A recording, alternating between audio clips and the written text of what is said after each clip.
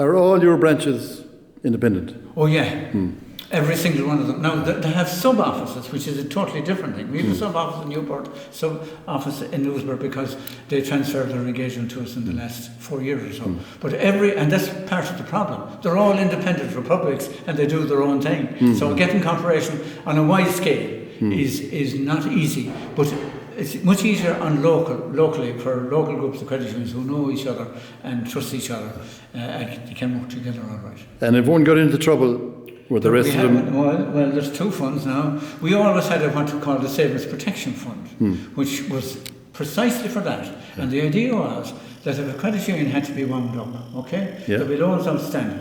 It could take 3 or 4, maybe 5 years to collect them.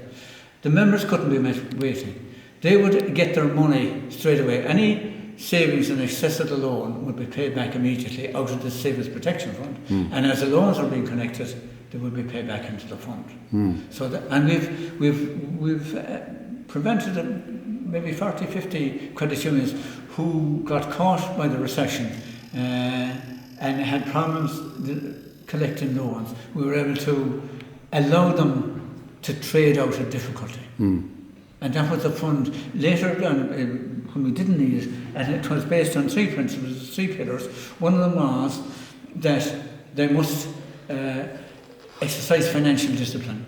They couldn't have, their expenses could not exceed 40% of their income, otherwise they're going to be in bother. And of those expenses, their wages costs couldn't exceed more than 18% of their income. So with 60%, they'd have enough for provisions, enough for reserves, and enough for a dividend, and hopefully a rebate as well. And while you're doing all this kind of stuff, do you have a financial advisors, or does it come from the members? How do you mean now? Yeah, all this backup systems and all that. Who advised you on this now? No, this is the thing. When they were setting it up, there was a structure in place. In Germany they started, they decided they needed an apex organisation. And the apex organisation provided certain central services like advice, legal and PR. And in America they did the exact same thing, and we did the same thing here. There was only about 4 or 6 credit unions in Ireland, and a guy called, a great bit of stuff, a great pioneer from America called John A. Murphy paid a visit to Dublin. And when he heard there was credit unions there, he asked to see them. And he got them all together in a room and he said, you have to set up a league. That's the next thing you must do, is set up a league.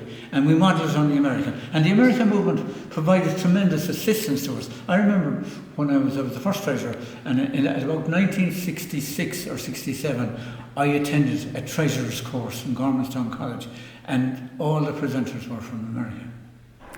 And this league, it's a guidance thing, is it? It is. A guidance thing. It was more than that. Now, it was the 3 things. It provided the self-regulation element with a fund and a structure and inspectors. The field officers come down, make sure that you were doing things right, and that you were keeping your, what they call ratios, expense ratios and that.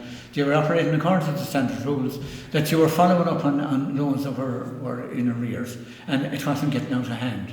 And if it did, you got a reprimand and several visits until you got your house in order.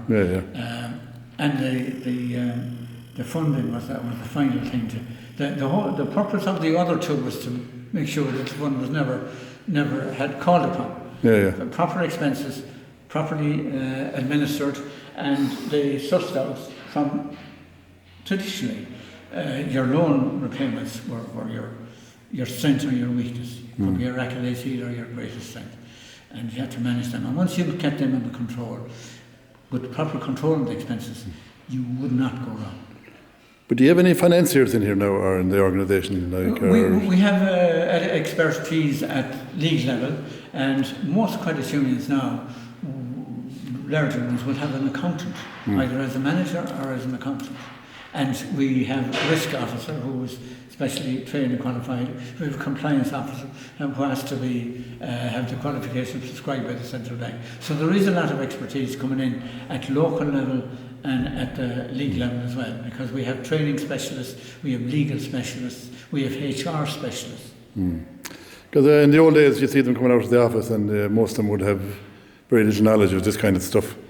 20, 30 years ago, yeah. Yes, because again, it's much simpler. Like once one or two people knew the basic elements of bookkeeping, there was nothing very complicated about it, because we were lucky enough in the early days. Most of your money was going out in loans. You didn't have to worry about sophisticated investment instruments or anything like that. Because you didn't seem to make many big mistakes with that level. You didn't seem to make many mistakes with that level of. Some creditors got caught on some investments.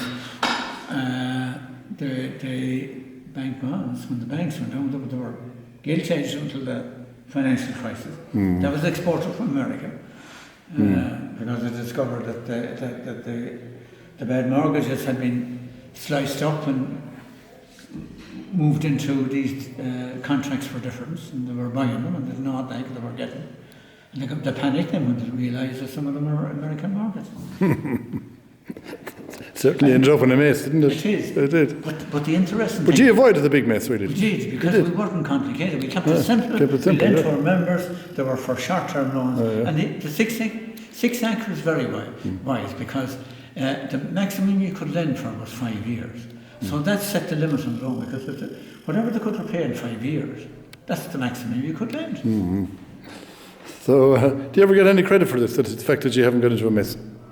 Not much, but well, we do, in the sense that we have our reputation for integrity and trustworthiness. The other financial institutions would keep for. Absolutely. Well done.